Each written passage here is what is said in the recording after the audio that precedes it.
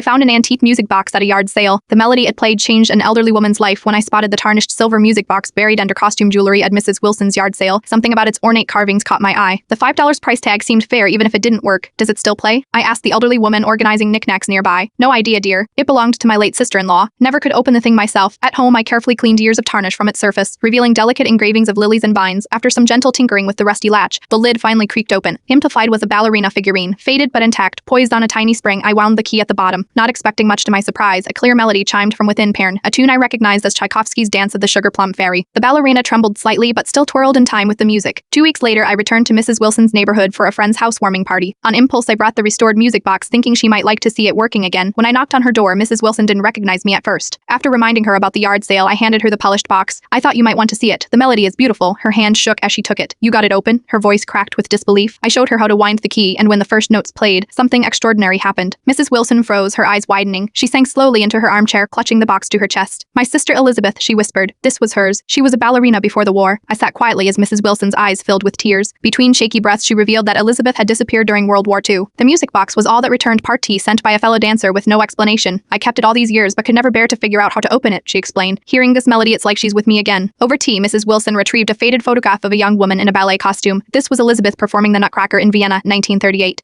She danced this very piece. Before I left, Mrs. Wilson pressed the photograph into my hand. Keep this with the music box. Elizabeth would want someone to remember her dancing when this plays. I tried to refuse, but she insisted. You've given me something priceless today. Pair my sister's music. I thought I'd forgotten what it sounded like. 1 month later, I received a letter from Mrs. Wilson's daughter. Her mother had passed away peacefully in her sleep. The letter explained that after my visit, Mrs. Wilson had contacted distant relatives in Europe and discovered Elizabeth's fate. She had survived the war and had a daughter, now living in America. Mother reconnected with her niece just days before she died. The letter read, they spoke for hours. Mom said hearing that music box again gave her the courage to finally search for answers. Would you consider sending the music box to Elizabeth's daughter? It's the only memento she has of the grandmother she never knew. Today I mailed the package Pern, the restored music box, and the photograph Pern to a woman in Oregon who didn't know. Her grandmother had once danced to the very melody it plays. Sometimes the most valuable things we find aren't worth much in dollars, but become priceless when they reconnect broken threads of memory and family.